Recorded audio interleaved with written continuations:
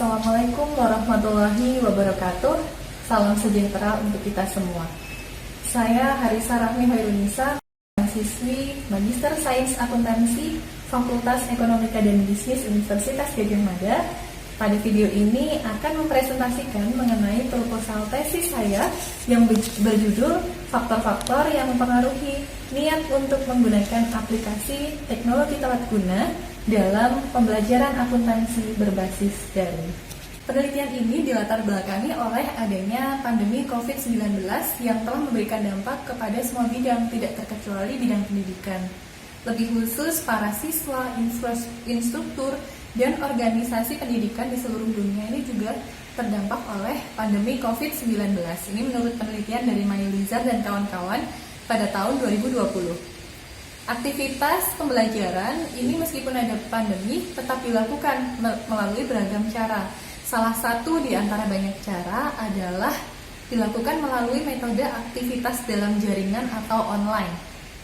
Crawford dan kawan-kawan pada 2020 berpendapat bahwa transformasi kegiatan pembelajaran mampu menciptakan metode baru yang tentunya disesuaikan dengan kebutuhan proses pembelajaran yang ada. Kemunculan dari berbagai metode pembelajaran baru tersebut dapat dianggap sebagai bentuk bauran dari inovasi. Rogers pada tahun 1995 dalam teorinya Innovation Diffusion Theory menyatakan bahwa inovasi adalah sebuah ide, praktik, gagasan, atau objek yang baru oleh seorang individu yang digunakan untuk memecahkan masalah. Di Indonesia sendiri, karya inovatif pada bidang pendidikan telah difasilitasi oleh Menteri Pendidikan melalui Peraturan Menteri Pendidikan dan Kebudayaan Republik Indonesia Nomor 3 Tahun 2020 tentang Standar Nasional Pendidikan Tinggi. Nah, muncul gagasan Kampus Merdeka yang memberikan ruang untuk melakukan inovasi bagi sivitas akademika baik di tingkat sekolah maupun perguruan tinggi. Pembelajaran akuntansi berbasis daring sebagai bentuk inovasi baru dikembangkan untuk menjembatani proses pembelajaran praktikum akuntansi ketika kondisi pandemi COVID-19 masih berlangsung. Inovasi yang dikembangkan dalam bentuk teknologi tepat guna atau kita bisa sebut SIDEK Akuntamatika. Penelitian ini lebih dititik beratkan pada perspektif penggunaan sistem yang diadaptasi terhadap niat untuk menggunakan aplikasi SIDEK Akuntamatika. Pemodelan teknologi Acceptance Model 3 atau TAM 3 yang dikembangkan oleh Venkates dan Bala pada tahun 2008 berperan untuk menilai penerimaan teknologi berupa niat untuk menggunakan SIDEK Akuntamatika itu sendiri. Penelitian ini menawarkan sebuah sudut pandang baru dengan melihat aspek kompatibilitas sebagai bagian dari Innovation Diffusion Theory atau IDT dari teknologi yang dikembangkan untuk menilai penerimaan teknologi berupa niat untuk menggunakan SIDEK Akuntamatika tersebut. Selanjutnya adalah rumusan masalah. Perilaku inovatif menjadi salah satu penentu dari adopsi sebuah perkembangan baru, misalnya teknologi. Ini dikemukakan oleh Flynn and Goldsmith pada 1993. Nah, SIDEK Akuntamatika ini sebagai bentuk inovasi baru dalam teknologi pendidikan perlu dievaluasi dan dilakukan perbaikan demi meningkatkan kesesuaian antara fitur yang sudah ditawarkan dengan kebutuhan dari pengguna atau user. Evaluasi ini dilakukan pada tingkat penerimaan dari penggunaannya, seperti yang disebutkan dalam teknologi acceptance model atau TAM yang dikemukakan oleh Davis, Bergonzi, dan Warshaw pada 1989. Beberapa peneliti mengindikasikan bahwa konstruksi yang digunakan dalam TAM 3 atau yang teori yang saya gunakan pada penelitian ini pada dasarnya itu merupakan bagian dari karakteristik inovasi. Ini dikemukakan oleh penelitian dari Tung dan kawan-kawan pada 2008 dan Somang dan kawan-kawan pada 2018. Dan harapannya jika kedua teori tersebut yaitu TAM 3 dan IDT ini diintegrasikan, maka akan memberikan model yang lebih kuat Di sisi lain, ada hubungan yang saling melengkapi antara Innovation Diffusion Theory dan teknologi Acceptance Model 3 pada penggunaan SIDEC Akuntamatika. Selanjutnya kita akan berbicara mengenai pertanyaan penelitian. Ada 4 pertanyaan penelitian. Yang pertama adalah apa faktor antecedent atau faktor pembentuk dari kegunaan dan kemudahan persepsian pada aplikasi pembelajaran akuntansi daring. Pertanyaan penelitian kedua, apakah kegunaan persepsian mempengaruhi niat untuk menggunakan aplikasi pembelajaran akuntansi daring? Dan pertanyaan penelitian ketiga, apakah kemudahan persepsian mempengaruhi niat untuk menggunakan aplikasi pembelajaran akuntansi daring? Dan pertanyaan penelitian keempat, apakah kompatibilitas mempengaruhi niat untuk menggunakan aplikasi pembelajaran akuntansi daring dimediasi oleh kemudahan penggunaan persepsian. Tujuan penelitian ini masih berhubungan dengan pertanyaan penelitian.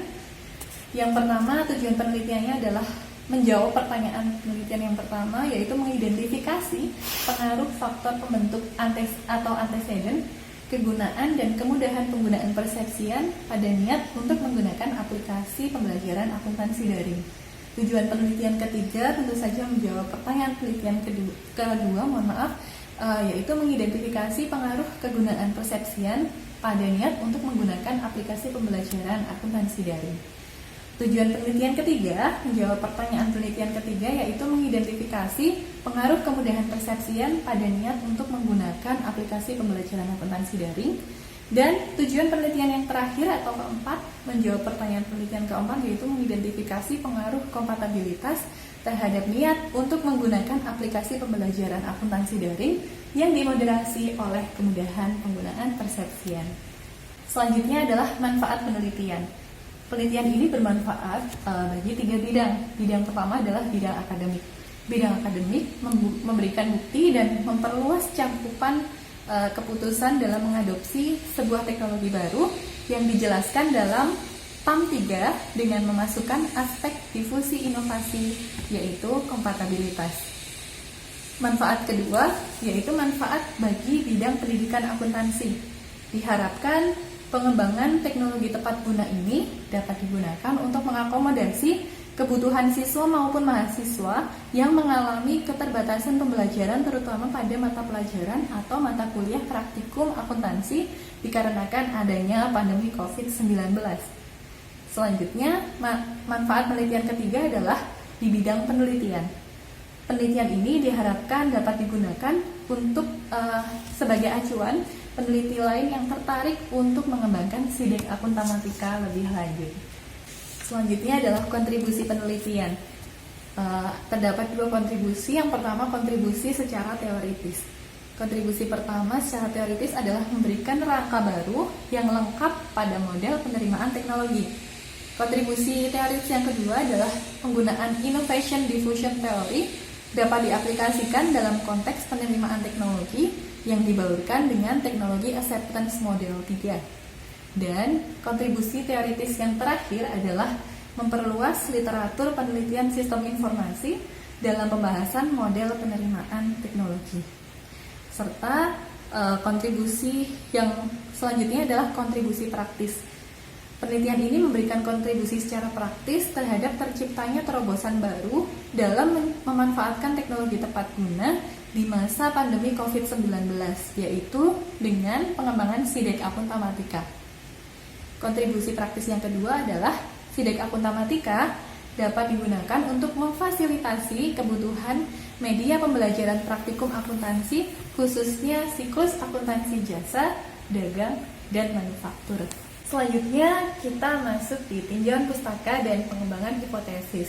Yang pertama ada tinjauan pustaka. Kita akan membahas mengenai 2 teori yang akan saya gunakan dalam penelitian ini, yaitu Innovation Diffusion Theory dan teknologi Acceptance Model 3, serta pembahasan selanjutnya adalah mengenai SIDEC Akuntamatika. Yang pertama adalah Innovation Diffusion Theory. Innovation Diffusion Theory dikembangkan oleh Rogers pada 1995. Innovation diffusion terdiri dari inovasi dan difusi. Inovasi didefinisikan sebagai ide, praktik, atau objek yang dianggap baru oleh individu atau unit adopsi lain, dikemukakan oleh Rogers pada 1995.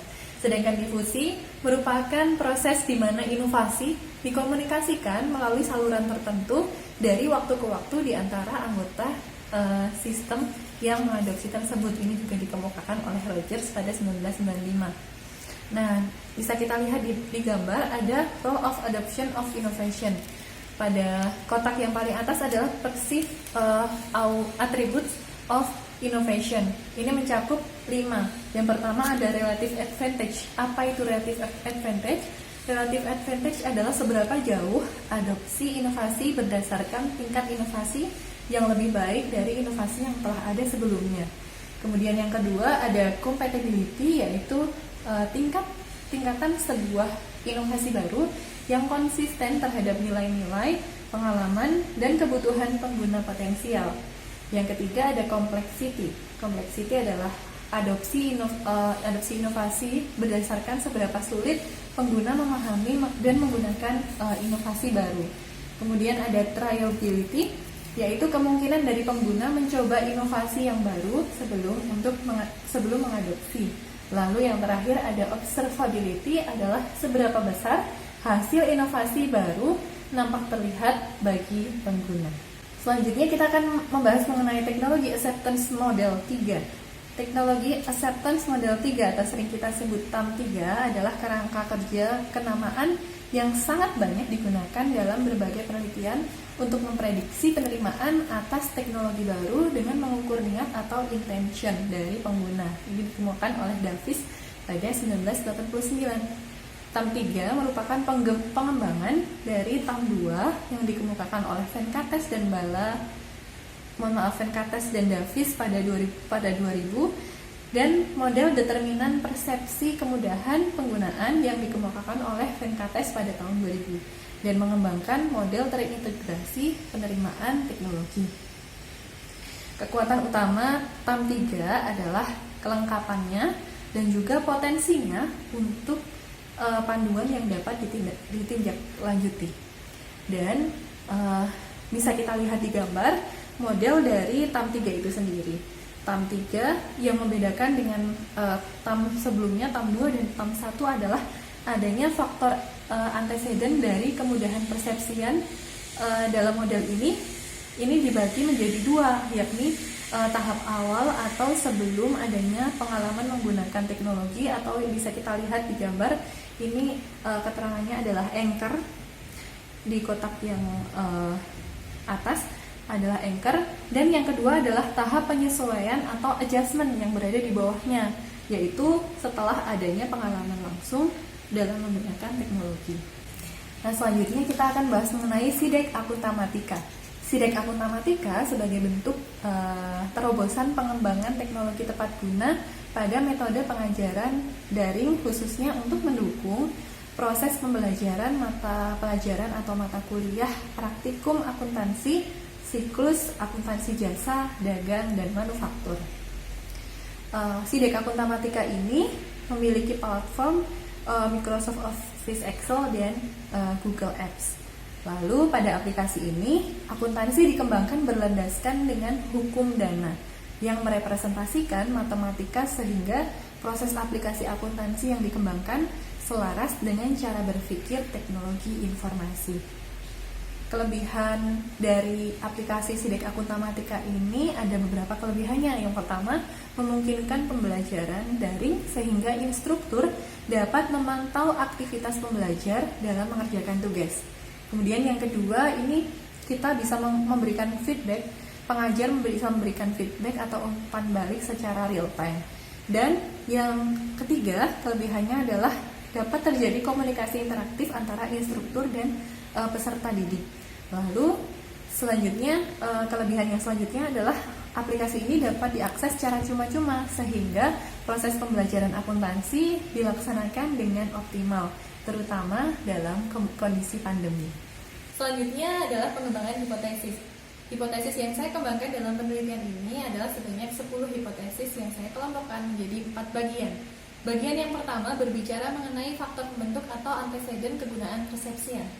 Pemodelan TAM3 mengisyaratkan pembentukan antecedent melalui pengaruh kognitif pengguna yang dikemukakan oleh Venkates dan Bala pada 2006. Pengaruh kognitif dari pengguna dalam penelitian ini adalah diproyeksikan menjadi dua, yaitu image dan result demonstrability. Untuk image, menurut E. Karahana dan kawan-kawan pada 1999 mendefinisikan proksi image atau gambaran sebagai sejauh mana seseorang mempersepsikan penggunaan inovasi akan meningkatkan status sosial dalam pergaulannya. Ketika seseorang berpersepsi bahwa dengan menggunakan teknologi tertentu dapat menjadi contoh bagi lingkungannya, maka seseorang cenderung mempersepsikan bahwa teknologi tersebut berguna. Kemudian, result demonstrability sebagai proksi yang kedua dikemukakan oleh Moore dan Ben Bassat pada 1991 menjelaskan bahwa ketampakan hasil atau result demonstrability sebagai hasil yang terlihat ketika memakai suatu inovasi. Result demonstrability telah ditemukan berpengaruh terhadap kegunaan persepsian berdasarkan penelitian yang dilakukan oleh Venkates dan Bala pada 2008 serta Venkates dan Davis pada 2000. Dalam penelitian ini diharapkan ketika hasil positif dari penggunaan SIDEC Akuntamatika dapat didemonstrasikan atau dilihat oleh dosen atau guru atau praktisi akuntansi yang merupakan penggunanya, maka akan terbentuk persepsi kegunaan yang positif pula.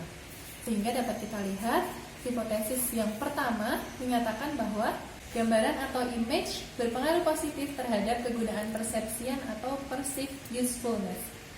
Kemudian hipotesis yang kedua, ketampakan hasil atau result demonstrability berpengaruh positif terhadap kegunaan persepsian atau perceived usefulness. Bagian yang kedua, pada pengembangan hipotesis, membicarakan mengenai faktor pembentuk atau antecedent kemudahan penggunaan persepsian.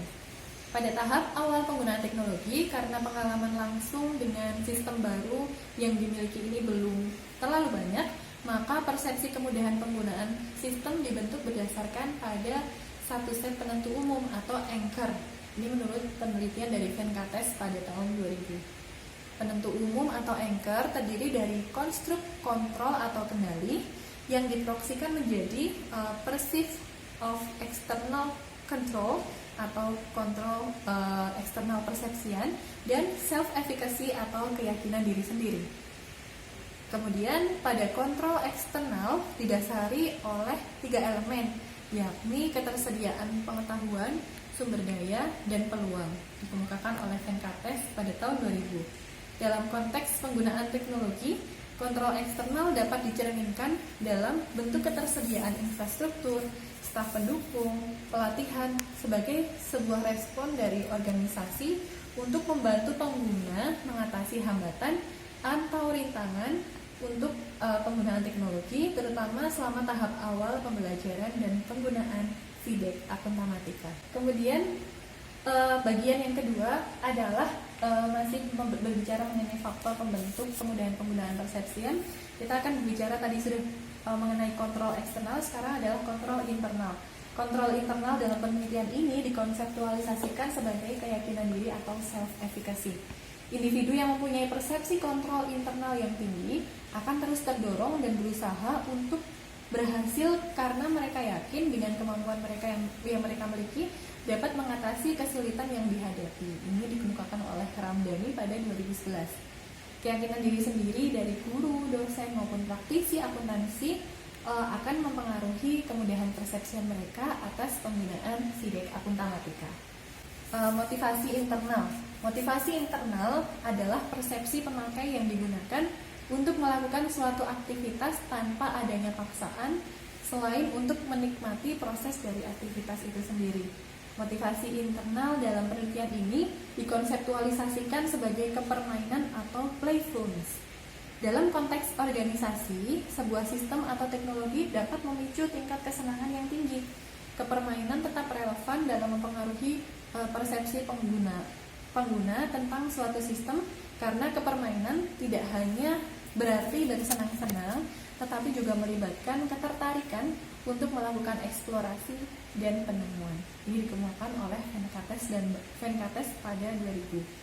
Selanjutnya kita dapat Menyimpulkan dari kelompok yang kedua ini dapat kita simpulkan dalam 3 hipotesis, yaitu hipotesis ketiga sampai dengan kelima. Hipotesis ketiga menyatakan bahwa persepsi kontrol eksternal atau perception of external control berpengaruh positif terhadap kemudahan penggunaan perception atau perceived ease of use. Lalu hipotesis keempat menyatakan bahwa keyakinan diri sendiri atau self-efficacy berpengaruh positif terhadap kemudahan penggunaan perception atau perceived ease of use.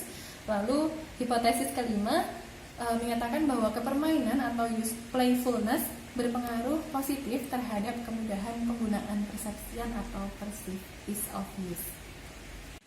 Kelompok ketiga dari pengembangan hipotesis berbicara mengenai hubungan kegunaan persepsian dengan kemudahan penggunaan persepsian terhadap niat untuk menggunakan. Menurut Davis pada 1989, definisi dari kegunaan persepsian mengikuti arti kata berguna atau useful, yaitu memberikan keuntungan ketika digunakan. Kegunaan persepsian ditemukan merupakan penentu utama dari niat yang akan mendorong pengguna sistem informasi untuk mengadopsi teknologi baru yang lebih inovatif dan user-friendly. Ini dikemukakan oleh Venkatesh dan Davis pada tahun 2000. Kegunaan persepsian juga telah ditemukan memiliki efek positif dan signifikan terhadap niat penggunaan teknologi. Ini dikemukakan oleh Ashton pada 1991 dan Islam pada 2013. Ketika individu memiliki kepercayaan bahwa sidik akuntamatika dapat memberi manfaat atau perceived usefulness bagi peningkatan kinerja mereka dibandingkan apabila mereka melakukan pekerjaannya tanpa bantuan aplikasi ini, maka mereka akan memiliki niat untuk menggunakan atau mengadopsi sidik akuntamatika. Sehingga dapat kita lihat untuk hipotesis yang tersusun adalah hipotesis 6 menyatakan bahwa kegunaan persepsian atau perceived usefulness berpengaruh positif terhadap niat atau behavioral intention menggunakan sidik akuntamatika. Lalu hipotesis ke-7 menyatakan bahwa kemudahan penggunaan persepsian atau perceived ease of use berpengaruh positif terhadap niat atau behavioral intention menggunakan sidik akuntamatika. Kelompok keempat berbicara mengenai hubungan kemudahan penggunaan persepsian dan kegunaan persepsian. Davis pada 1989 menyebutkan bahwa kemudahan persepsian merupakan penentu langsung dari kegunaan persepsian. Penelitian terdahulu dari Davis pada 1989, Venkatesh, Tong, dan Shu pada 2012 menyatakan bahwa ketika seluruh kondisi dianggap sama, kemudahan suatu sistem saat digunakan akan mendorong semakin banyak orang akan menggunakannya untuk meningkatkan kinerja pekerjaan mereka. Lalu dalam penelitian ini, ketika sidik akuntamatika dianggap mudah untuk digunakan, maka akan membentuk kegunaan persepsian yang positif. Sehingga dapat kita lihat hipotesisnya. Hipotesis 8 menyatakan bahwa kemudahan penggunaan persepsian atau perceived ease of use berpengaruh positif terhadap kegunaan persepsian atau perceived usefulness. Kemudian untuk pengembangan hipotesis yang terakhir, kelompok yang terakhir, kita berbicara mengenai hubungan kompatibilitas dan kemudahan penggunaan persepsian dengan niat untuk menggunakan.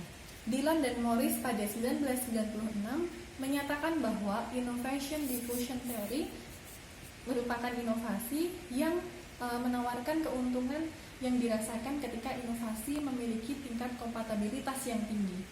Penelitian Lee et al. Pada 2011, Venkatesh, Morris, Davis, dan Davis pada 2003 menyatakan bahwa kompatibilitas akan mempengaruhi kemudahan penggunaan yang dirasakan dan niat perilaku untuk menggunakan sebuah teknologi atau inovasi. Nah, jika dihubungkan dalam penelitian ini, jika guru atau dosen maupun praktisi akuntansi mempersepsikan bahwa sidik akuntamatika sebagai sebuah alat yang bermanfaat, kompatibel dengan aktivitas mereka saat ini dan mudah digunakan, mereka akan menunjukkan sikap positif terhadap sidik akuntamatika dan niat perilaku untuk menggunakannya. Sehingga dapat kita lihat hipotesis yang tersusun. Hipotesis 9 menyatakan bahwa kompatibilitas berpengaruh positif terhadap niat atau behavioral intention menggunakan SIDEC Akuntamatika. Lalu hipotesis 10 menyatakan bahwa kompatibilitas berpengaruh positif terhadap niat atau behavioral intention menggunakan SIDEC Akuntamatika yang dimediasi oleh kemudahan penggunaan persepsian. Selanjutnya kita akan masuk ke bab 3, yaitu metode penelitian. Pada metode penelitian, kita akan berbicara mengenai definisi operasional variabel. Pada penelitian ini, saya menggunakan 7 variabel yang dapat kita lihat dalam tabel definisi operasionalnya. Yang pertama ada variabel gambaran, kemudian ketampakan hasil, kegunaan persepsian, persepsi kontrol eksternal, kemudahan penggunaan persepsian, kompatibilitas, dan niat perilaku. Selanjutnya, populasi dalam penelitian ini adalah seluruh guru dan dosen akuntansi di Indonesia. Lalu teknik pengambilan sampel yang digunakan dalam penelitian ini adalah purposive sampling dengan kriteria yang dijadikan sebagai sampel penelitian adalah guru atau dosen akuntansi yang terdaftar sebagai peserta dari keseluruhan rangkaian acara e-workshop pelatihan daring akuntansi jasa, dagang, dan manufaktur. Lalu untuk instrumen penelitian yang pertama mengenai pengukuran kemudahan penggunaan persepsian dan kegunaan persepsian, ini saya mengadopsi instrumen yang disusun oleh Venkates dan Bala pada 2008. Lalu untuk instrumen selanjutnya mengenai variabel kompatibilitas diukur dengan mengadopsi instrumen atau kuesioner dari Venkates dan kawan-kawan pada 2003. Lalu pengumpulan data dalam penelitian ini menggunakan metode survei dengan skala Likert 5 poin. Lalu nanti untuk teknis analisis datanya adalah menggunakan Structural Equation Modeling atau SEM. Demikian video presentasi proposal tesis saya.